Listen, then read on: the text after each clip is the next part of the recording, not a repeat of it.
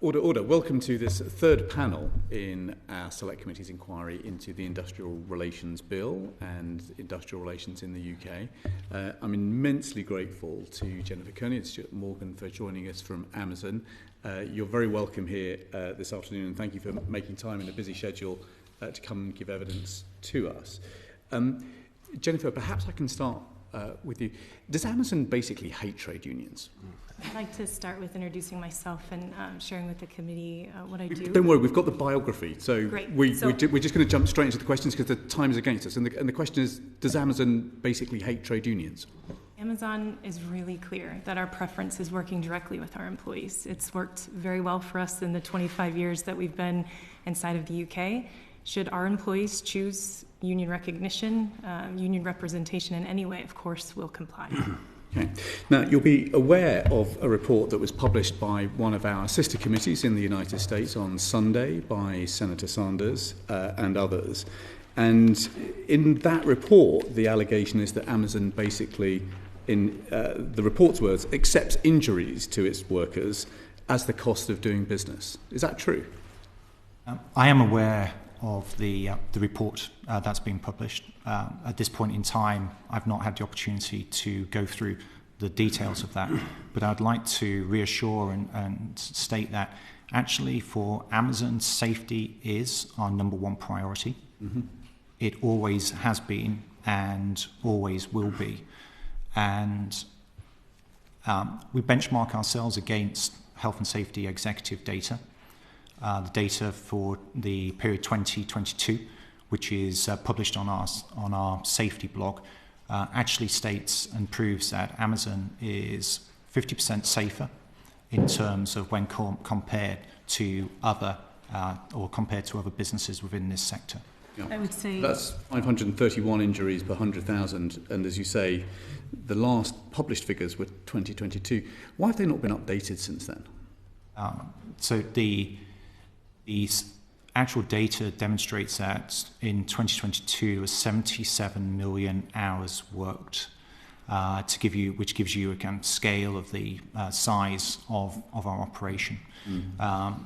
The data on that blog, which is in the process of being updated, demonstrates that actually that is one incident every 132 years. So our priority is safety. And that has always been the case. The question was, will it be updated? The data that we've last got published is 2022. Are there plans to update that data? We're in the process of updating the data. We are confident that actually we are making improvements in our safety. So that is demonstrated by the fact that on an annual basis we complete over 350,000 inspections each year. We continue to invest in automation within our network, which is again improving our safety. We engage with our employees through safety committees, and all of these are active ways in which we continue to improve. But we're not complacent in this. One single safety incident is too many. And we will continue to improve in this area. But you're planning to update that data and publish it when, do you think? I'm not able to confirm an actual date at this point, but the reason that we set up the safety blog back in 2022 was that we wanted to actually be transparent around our record with safety. There are many allegations that have been made around the safety. When those have been investigated, then they've been proven to be untrue. So we saw this as an opportunity in which that actually we could support and help people to understand. Yeah. Okay. So let me just run through just a few things just to sort of check. So at the moment in warehouses, people work a 10-hour shift. Is that standard? Our standard shifts are 4 10-hour days, highly desired by our employees. It gives them the balance that they have to live their life. We also offer flexibility so that they can, make a change to their schedule on the spot, which we also see our employees do. We also, of course, employ part-time employees and individuals who are on more flexible schedules. It's one of the things that Amazon does best. Yeah, and within the warehouses, there is, in a sense, an algorithm that helps set targets for the amount of picking, for example, that a worker might need to conduct on their shift. In Amazon, we use technology for a whole different range of reasons, as you would anticipate, whether that is tracking goods through different stages of the process within the warehouse, whether that is around the security of our sites, and also, as I've explained, in terms of the introduction of technologies to improve our overall safety. Do we set performance targets? Then, like many other businesses, yes, we do set performance targets. Yeah. And those performance targets may change day by day? When we set performance targets, we are thoughtful, we're considerate, we take performance data over an extended period of time so that it avoids looking at specific days or accepting that there are fluctuations. We also are considerate in that we take into account whether the employee is training in a new skill or that they may be learning or at a recently joined the business. So these are all different types of inputs that we take when we're setting what our performance targets are. And you'll be aware of the allegations because they've been reported by the BBC, that such as people's fear of missing those performance targets and perhaps losing their job, that they are urinating into plastic bottles to avoid taking the time to go to the bathroom. Is that true? I don't recognize that in the 7.5 years. I don't think Stuart would say the same for his 10 years at Amazon. When we're in our buildings and we talk to our employees on the shop floor who are doing meaningful work for our customers and are proud of their role, they tell us about the way that they feel fulfilled and they're able to provide for themselves and for their families. So simply don't recognize that. Okay, and Mr. Morgan, you would confirm that you've not heard that allegation either? I've spent 10 years working in frontline positions, leading buildings across the entire Amazon network. I don't recognize that situation. It is a common myth, which is untrue. We do measure performance of our employees. We do not monitor their movements in the building. We simply track performance when they are on task. And at any point in time that they need to either use the facilities, they need to make an important telephone call, or they have an engagement with a leader, then that is stopped. Okay. And you'll be aware too then of an observer-led investigation that reported over 1,400 ambulance call-outs in a period of just 5 years. I mean, that indicates an environment that's not terrifically safe to me. I would disagree with the premise of the question and allow me to explain. So the first point is that if an employee at any point needs medical attention, which is beyond what our capable first aiders can do, would we call an ambulance? And the answer to that would be yes. However, I think it is oversimplistic and not correct to make a correlation between ambulance call-outs and whether an environment is safe or not safe. And if I could share the experience of my time within Amazon and leading buildings, whenever there would be an occasion that an ambulance would be called to site, then I would be informed of that matter because safety is our priority, as I've stated. And in the majority of those cases, the situation is that for what we would describe as a non-work-related incident or a pre-existing medical condition, and those were for the majority of the cases. So it is an oversimplification to state that a high ambulance call-out rate leads to an unsafe environment. And I would just reinforce the point that I made earlier about our data and how we benchmark against a health and safety executive, which demonstrates... Most employers don't have to call ambulances 1,400 times in 5 years. I want to point out that we employ 75,000 employees over 100 locations across the entirety of the UK. There's 50,000 people work in the Palace of Westminster each day. We don't call ambulances 1,400 times over the course of 5 years. I think the data that Stuart shared speaks for itself. But as we shared earlier, one incident is too many. So we work actively hearing from employees, hey, what can we do better or different for you? Every time we have an idea or a concern brought to us, it's our obligation, but it's also our privilege to support them and to make sure that we're doing everything as safely as possible. Well, if one incident is too many, how would you explain the case that we were given just an hour or two ago of a 30-year-old man who got chemical in his eyes, and we were told that Amazon didn't or wouldn't call an ambulance because there were an excessive number of ambulance call-outs compared to other sites? It wasn't until he got home that he was able to go to hospital, and tragically it was too late to save all his vision, and he now only has 20% vision. Is that a case you recognise?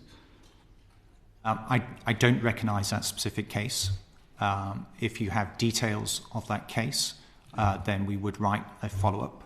What I can say is that for any incident that does take place, then we conduct a thorough investigation of that.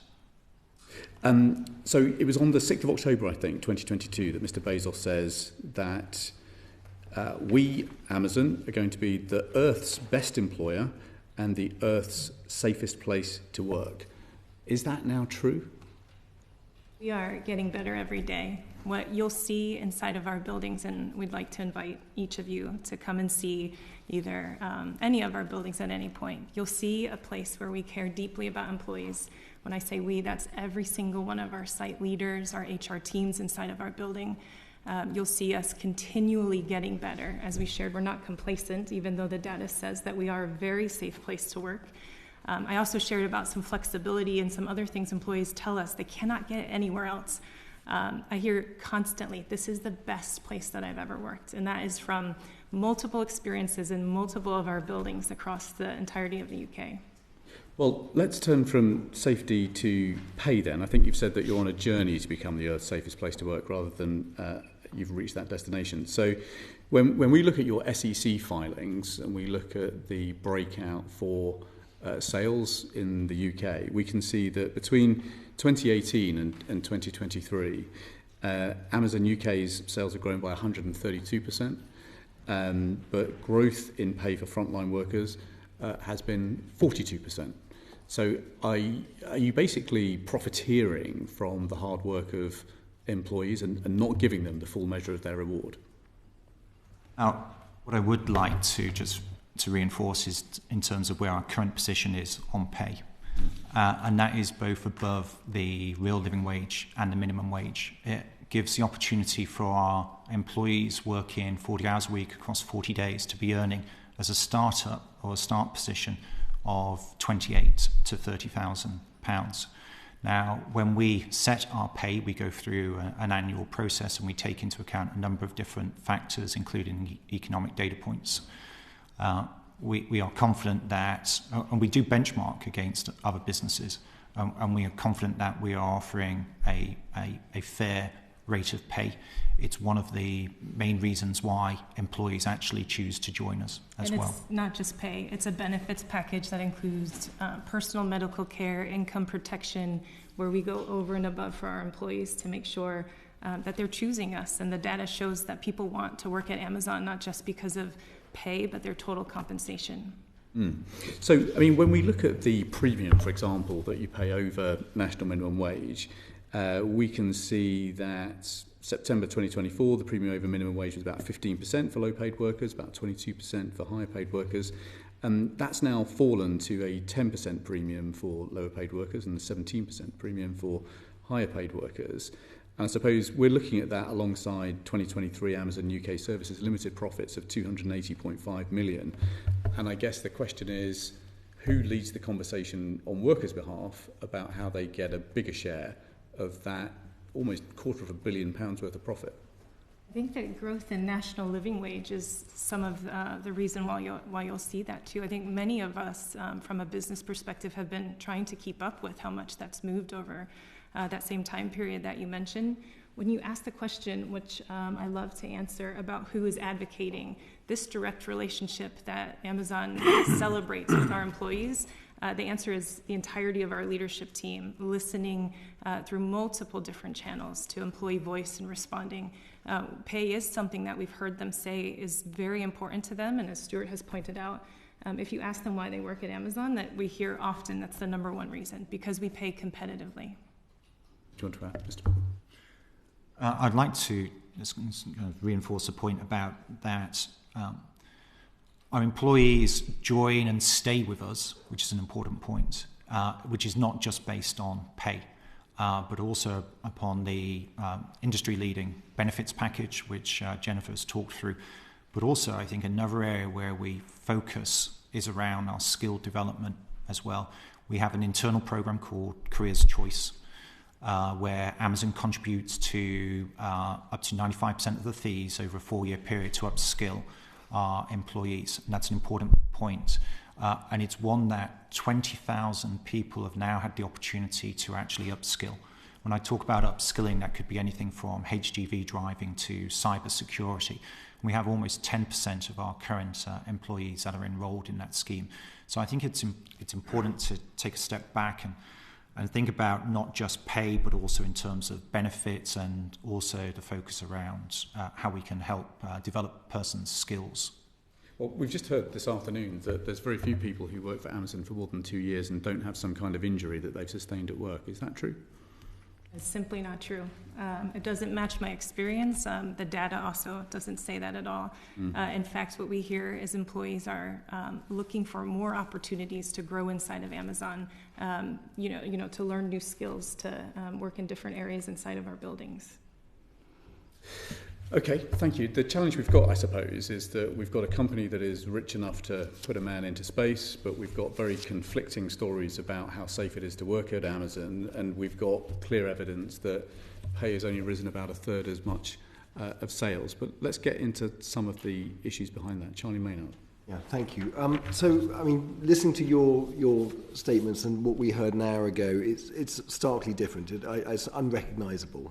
So we heard about the battle to get off £10 an hour, and yet we've just heard what you said about pay. And then, I guess what really sticks in the throat a bit is the scale of the company. And, in 2023, Amazon paid 18.7 million of current tax on 27 billion of sales, and 932 million in direct taxes on corporate tax, business rates and digital services tax, 3.45% of sales, which is, minimal, and it sticks like an incredibly unfair dynamic between on and offline. And given all that, it just doesn't seem at all reasonable, and you coming in here and saying, they love working here, when an hour ago we've just heard the opposite. It seems like we're kind of Kafka, kind of... Just put it to a question, Mr. Maynard. Do you think it's fair to be paying that little tax in the UK as a company? What I can say at a high level is that Amazon pays all taxes that are required to do so. I get it, but the question was, do you think it's fair? If you just a yes or no is good. So my position on this, and you have read my bio, I'm a HR director. I'm not able to talk in detail about our financial position, our tax position. If you're not going to give me an answer, that's fine. We'll leave it there. Yeah, we're going to move it on. Mr. Weston. Mr. Morgan, you mentioned, you said quite categorically that transparency is important in Amazon as a culture. Can you confirm, when was the 2022 health and safety data published? And secondly, do you actually provide performance targets for health and safety within your facilities for employees to see, so they can see what is their performance this year versus last year in terms of health and safety, but also how does it compare to your other facilities in the UK? I'm not able to confirm an exact date when the health... You could come back to us, couldn't you? I could, using the data that was on our safety blog, which is what I referenced in terms of how we benchmark ourselves against Health and Safety Executive. Yes, we're able to confirm that. And the second point? The second point is the performance data that we consider, which takes me back to the earlier conversation, is around performance. Do you publish it in your facilities for employees' visibility? the majority of our employees are highly engaged. And my experience is when I'm on the shop floor, then frequently an employee would ask what is their performance level. And if an employee was to ask what their performance level is, that is something that we would share with them. I understand, but I'm just coming back to your point that you earnestly made, that you said Amazon is a very transparent organisation. I'm not hearing that in your reply. I don't recall using the word transparent. We talked about the culture of Amazon being a day one culture where we're focused around innovation and that we're focused around employee experience. If I can jump in there, I wanted to say versus publishing, what would feel very normal inside of one of our Amazon buildings is to have a conversation with your manager. So what's going well? What do I need to improve? Maybe there's an accommodation, maybe there's a barrier, maybe there's an idea, a change to a workstation that we can make to be able to support you. So the conversation is very much one that would take place between two people versus publishing or reporting. Okay, Antonia Vance. Thank you, Chair. We heard earlier from some workers at BHX4 in Coventry. And I'm interested that you mentioned that common management practice of talking to employees and giving feedback, providing accommodation where accommodations were necessary. We heard the story of one of your employees at BHX4 who had had a heart attack, was put on duties that were appropriate for what she was able to do, but those accommodations were withdrawn as a result of her union activities. We also heard a number of stories based from that fulfilment centre of workers who had experienced injury at work, being asked to do too much, being asked to load from the back of vehicles on their own, to lift heavy weights above their heads, and of the rate of injury in that workforce. Is it just the case that Coventry BHX4 is a uniquely dangerous Amazon facility to work in, or is that the case for the rest of the country as well? I'm going to disagree with the premise of the question altogether, and I want to share a little bit of data. As we heard earlier, often employers would have a different version of events, and as you shared, sir, earlier, unrecognizable would be exactly how those claims are. We've asked employees at the Coventry location 5 times this year, would you recommend Amazon as a great place to work to your friends and family? And all 5 times, 87% of the employees said yes, 87% or more. So what we're describing here is a place where people really do come to work to do a good job. They're choosing this location out of anywhere that they could work inside of Coventry. May I ask if that's an anonymous question? Go on, briefly. Is that an anonymous question you ask employees, so it's untraceable to them and they believe that is... Absolutely. It's anonymous. It's something that they can answer directly on a device that they're interacting with when they do their work every day. We come to Mr. Cooper. Thank you, Chair. We've heard a lot today about balance and the need to offset rights and responsibilities on both sides of this equation, employees and employers. Taking into account recent changes in the budget, what's your view of how things are for employers in this country? Is Britain still a good place to do business? Firstly, the UK is an important country for Amazon. Last year we celebrated 25 years in business here. And across that 25-year time, we've continued to grow and invest. Actually, right now we employ over 75,000 employees. We're one of the largest employers. We've recently been recognised as a top employer from the Top Employee Institution as well. And we've hired over 10,000 additional employees to support our busy period through the Christmas period. So UK is important. We continue to grow and invest in our network in this country. And then in light of the changes then, is that you've talked about the past then, so you've had 25 years here and that's been 25 good years. What do you think the future is now in the current circumstances? Do you think that's changing? Have you another good 25 years here? So we have a strong customer base here. We have an established network here. Our investment decisions are complex, as you would appreciate. I'm not here to share or not able to share any details around future investment decisions, but the fact that we've now been in the UK for 25 years and we continue to invest, I think that's an indication. So if it's just interrupted, demand's obviously there, the customers are there, that's clear. What's your view of the environment in which you do business, the rules that you've got to abide by, things like that? Is it a hostile environment? Is it becoming a hostile environment? Has the pendulum swung away from you towards the employees rather than employers? With our cloud computing business, Amazon Web Services has announced this year that we'll invest £8 billion over the next 5-year period. And that was something that was recognised by the Chancellor. Amazon has also recently attended the Growth Summit. So again, demonstrating how we are willing and to work constructively with this government and with Parliament around future benefits for this country. Okay, Charlie Maynard. Thank you.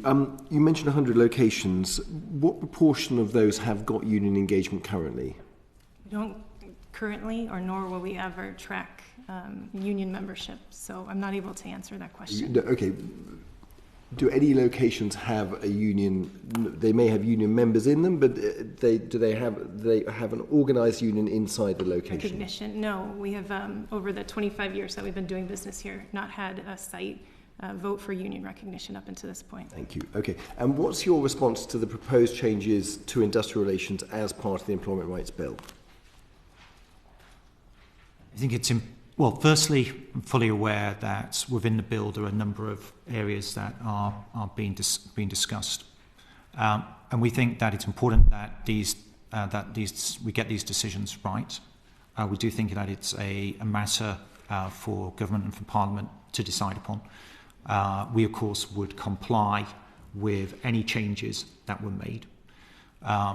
Listening to the CBI and having the opportunity to read their report. Their recommendation around additional independent review and further consultation within those, we think that we can certainly see the benefits of that, because we think that it would be right that we get these decisions correct. Are there any parts of the proposed legislation that you're particularly concerned about?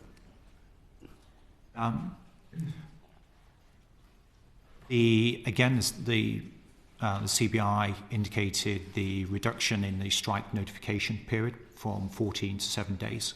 Whilst we respect the right of our employees to strike and understand that that can be disruptive, then that reduction from the 14 to the 7 day does create additional challenges.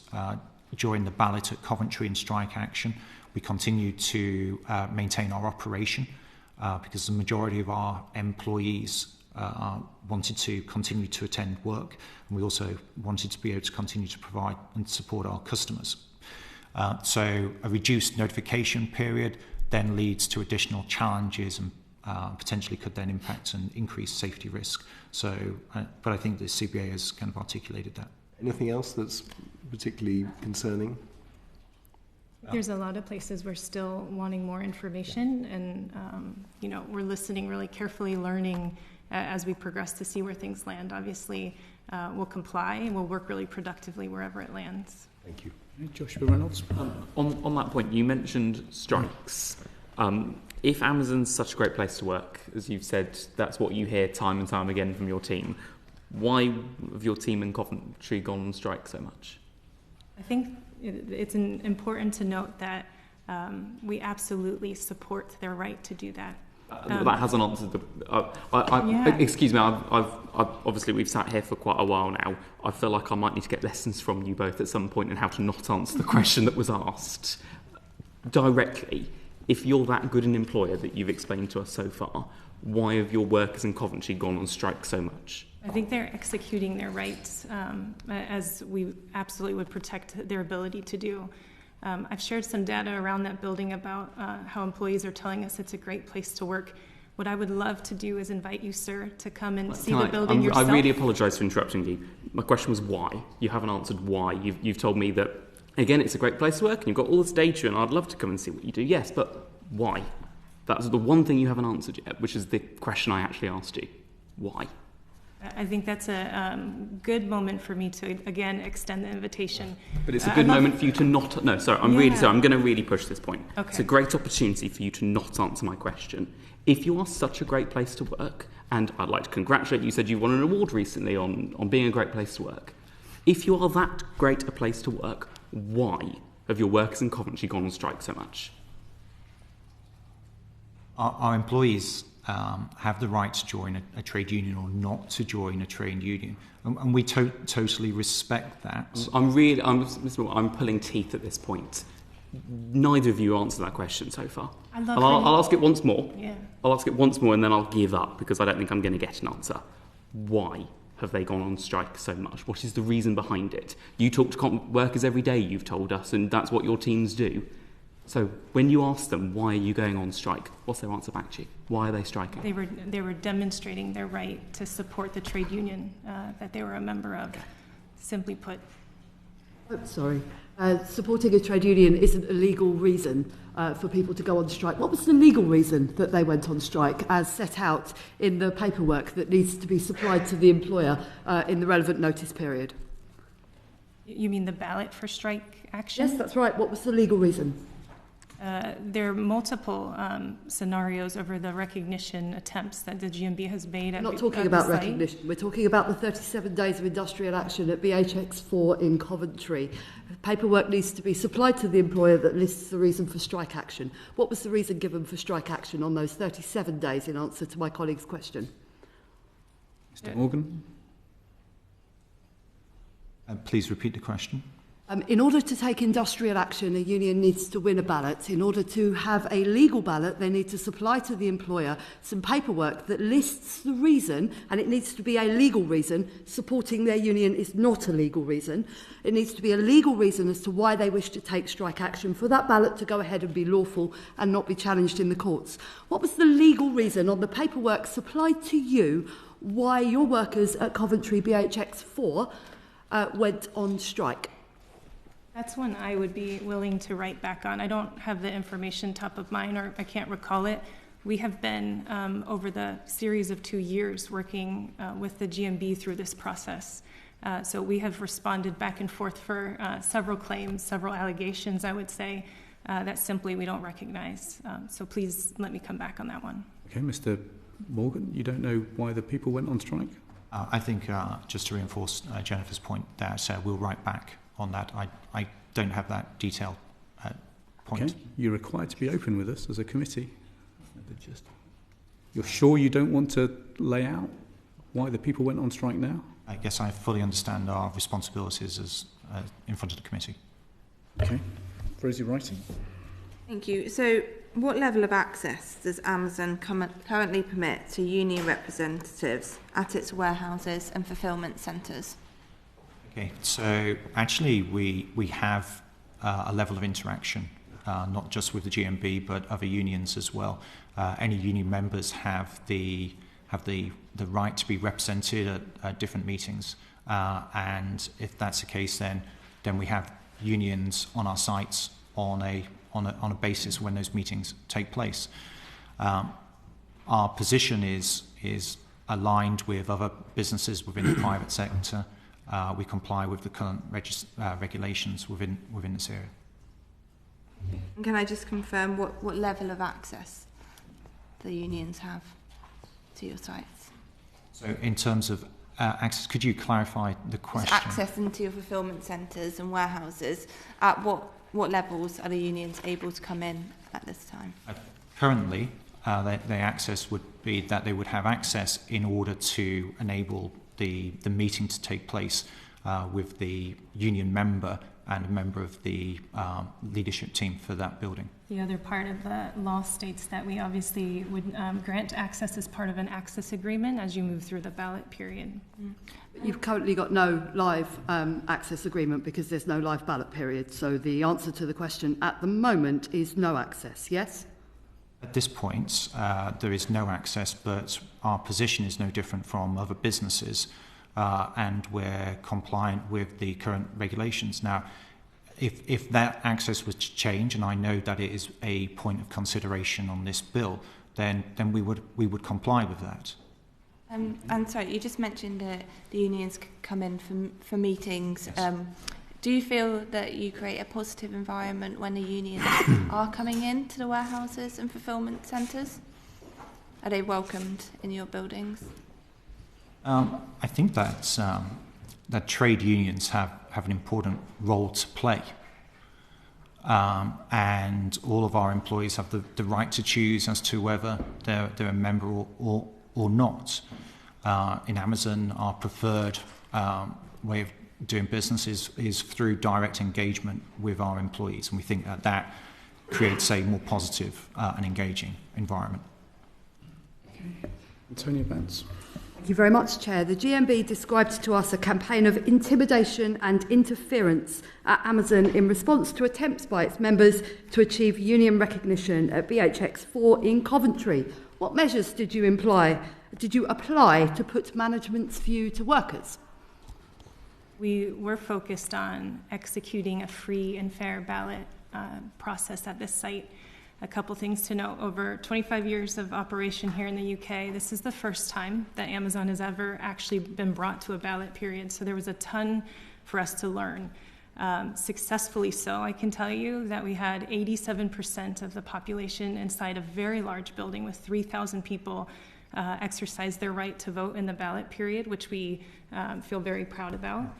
Not only that, we made sure that we were providing information and support. We had tons of questions that were coming our way from employees and some misinformation that we absolutely felt a responsibility to clarify. How much did you spend on materials, consultants and other payments in response to the July 2024 ballot for statutory recognition? Your colleagues in the US, where they operate in a different industrial relations environment, as you will be aware, spent $14.2 million in 2022 attempting, unsuccessfully, to defeat union recognition attempts in the United States. How much did you spend in the UK? There was a cost to this as a business, as you would expect. An example of that would be that we gave pay time off to all of our employees to enable them to vote and also to attend information sessions. Our priority throughout this entire process was ensuring that our employees had the information that was available to them to make that decision, and Jennifer talked about the turnout for that. It was also the first time that we'd been through this process in our 25-year history, and thereby we ensured that we wanted to get the right level of support, guidance, to enable us to ensure that we followed that process. That entire process was overseen by an independent assessor appointed by the CAC. And we followed that process in a fair and free way. Of course, you could have saved yourself all the money you did spend by just doing voluntary recognition of the union, which would have been the approach that most employers would have taken. Now, I would say, I understand that your lawyers are Eversheds, is that right? And that one of the ways in which you spent money in the course of the recognition battle that you fought to prevent GMB getting recognition in that workforce was by asking Eversheds to do your job as managers, by undertaking all of the communication with the union on your behalf. Don't you think you could have saved that money and engaged with the representatives of your workforce directly? As I think this body knows, this is a very complicated process, and it is very important that diligence is demonstrated through the entirety of the process in order not only to get it right from a legality standpoint, but also to deliver the right experience for our employees. So I think the answer to that question is we used a lot of care to make sure that the process was executed completely free and fair. Sarah Edwards. Thank you, Chair. In 2023, Amazon made about $575 billion in global sales, and that equates to being the 25th largest economy, equivalent to Ireland or Argentina. So a lot of power there, perhaps a lot of imbalance, we might say. You mentioned earlier about wanting to operate a free and fair ballot. So I just wanted to ask a few questions about perhaps the access, the equal access to different ways of communicating with people. So I'm going to start firstly by asking, how many meetings did you hold with workers at BHX4 to express the management's view in the ballot in the run-up to July of 2024? We meet with our employees regularly. Our managers inside of our sites have, as we share, this direct relationship. So we have a process called Team Connects where we meet with our employees. We have start of shift briefs where we talk about the plan for the day. It is a very normal part of doing business at Amazon inside of our warehouses to speak directly to employees. So it would be this is about expressing the views of the ballot, specifically the question, not about what you generally talk about day to day in dealing with, obviously, running the business. So specifically the management's views, how you express those and how many times you met employees in meetings to express those views. Simply put, any time an employee would ask us a question, we would answer. So that would you didn't organise any meetings with them directly and invite them to them? We had multiple touch points with employees to answer the questions, not only about the actual process itself, but what a trade union could and could not deliver for them. Moments that where, again, there was an opportunity to clarify misconceptions or misinformation. Did you agree a set number and then give the union the same set number to make that free and fair? The access agreement was agreed by the GMB. You have to agree to it as well. Absolutely. It was, So did you play by those rules or not? It would be a really tough one for that question. I think the premise of it is what I'm arguing with. We talk to our employees constantly. So comparing it's a simple question about how many times you organised meetings, which would be diarised. So you would have a list of how many times you had done that with employees.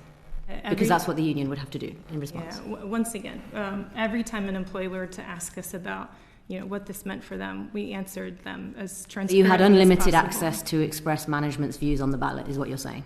What we're saying is that our entire approach to our industrial relations is based around direct engagement with our employees, and that we do that constantly through many different formats on a day-to-day basis.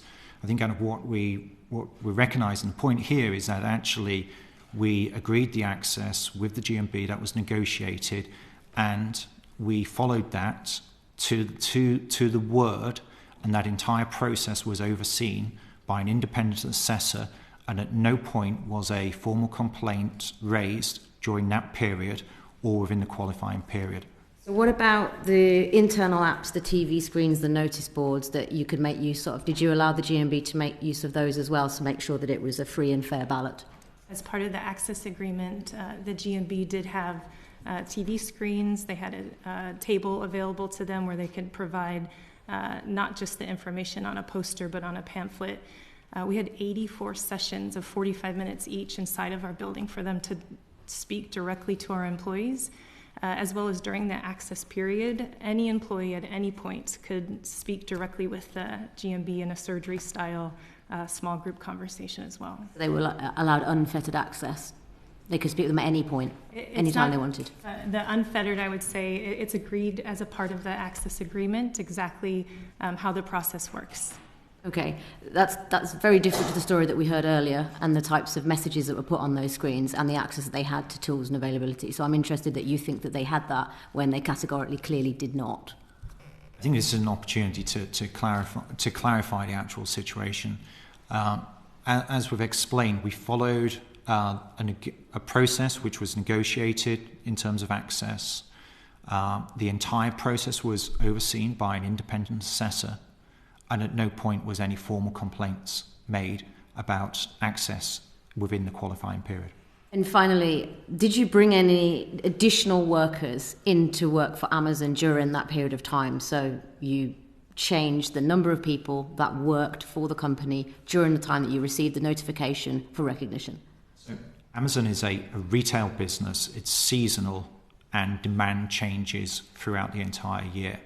Thereby, our overall headcount, the number of employees within a building, not just Coventry, but at any across the network, changes from time to time. The timing was just completely happenstance, that the number of employees raised significantly during that time period? There were a number of additional factors which impacted upon the headcount within Coventry. Can I just jump in there? I would argue with any raising of the headcount we're very transparent with the bargaining unit. We have to communicate that obviously to the CAC, and from the point where the actual recognition request was filed in March to the point of the ballot in July, the bargaining unit had actually decreased in size. But in the prior year, when the GMB sought statutory recognition in May-June 2023, the bargaining unit, which stood at 1,400 at the point that they sought statutory recognition, increased to 2,749 in just 27 days. Now, is May-June a peak period of the year for you in your business, such that it would need an increase of 93% in the bargaining unit during that period? Or was that a transparent attempt to manipulate the rules to ensure that statutory recognition couldn't be achieved? Throughout the year, there are a number of what we would describe as high-volume sales events, such as Black Friday. November. We also have early spring deals. We have summer early deals. Spring deals. Is that in June? We have 4 across the year, but the point here is that the Coventry building is a unique building. It plays an important role in terms of our operation. If you were to visit that building, you would note that we don't store goods or inventory in that building. Actually, we bring goods in, and then the purpose of the building is then to spread the goods across our network. As a result of that, in terms of the operational cycle or when we have high volumes going into that building, that is different to when actually you would expect a sale to be taking place. I welcomed the opportunity to respond to the number of 1,400. So that is a GMB reported number and is simply not the actual headcount at that time period. How much was the headcount, and what was the increase that you shipped in to ensure that the opportunity for statutory recognition was frustrated in May 2023? The premise of the question is one I have to disagree with. So I think Stuart did a wonderful job explaining exactly why and how we staff based on volumes, how important the Coventry location is for us. I simply wanted to make the point that we provided the headcount in the bargaining unit transparently to the CAC through the duration, the entirety of the process, and never was that 1,400 number an Amazon reported headcount number. Those could be numbers you could supply to us. I'll take the request away happily. Okay, thank you. Very good point. Yeah. One of the things you'd said earlier was that you think Amazon's the best place to work, but we've heard earlier some cases where that simply isn't the case. I would be keen for you to take those away, and would you commit today to doing that, the specific examples that were raised in the earlier session, and speaking to the GMB, and if those individuals are happy to share their details with you. Firstly, that they will be completely safe in doing so, that they will not face any retribution and coming forward with those specific cases. For example, the person who had had a heart attack and their accommodations had been taken away and changed. And I would like you to come back to me with all the details of those individual cases and what you're doing to put those right. We would be that is the happy only to. way that you can come into this committee today and say that this is a good place to work. Because in that macro, you may come back with statistics, but there are specific people coming today and putting their case to you, and I want to hear from you the specific responses that you have to them. We would be happy to. We care deeply about every single one of our employees, and so the specifics would allow us to do our due diligence and come back. Thanks. I just want to come back to the question that Mr. Cooper posed at the top of this session. So you co-signed a letter to the Chancellor on the 18th of November on the economic consequences of the budget on UK retail. That was a letter that was coordinated by the British Retail Consortium. Were there any other points in that letter that you felt very strongly in agreement with that you wanted just to give to the committee? Amazon, like any other business, benefits from a healthy economy, stability and confidence. And I think out of that letter, which we were a co-signatory of, highlights some of the concerns that we had around the changes with the national insurance contributions and the impact that would have on cost. But at this, I don't have any additional input other than what's outlined in that letter. Okay, thank you. Yeah, there are a number of matters on which Amazon representatives have agreed to write back to the committee. Would you care to summarise them? I will summarise them in a letter that will be sent after this committee meeting. Very much. Once we have the Hansard in front of us. Jennifer, Stuart, that concludes our session. We're so grateful for you coming to giving evidence for us as we try and light up the key issues at stake in this bill. I think most of us will be quite surprised that this is a £27 billion company in the UK. You've got a subsidiary that is making a £250 million profit in and of itself. There are, on the record, quite high calls out to ambulances, to support staff. There are sales that are growing 3 times faster than frontline wages. There's a remarkable lack of agreement between the evidence you've given us and the evidence that we've heard from others. And there is, frankly, a bewildering lack of grasp on the reasons for what was a really extensive strike to hit one of your facilities. So we will write to you with some follow-up questions, but this now concludes this panel and this session. Order.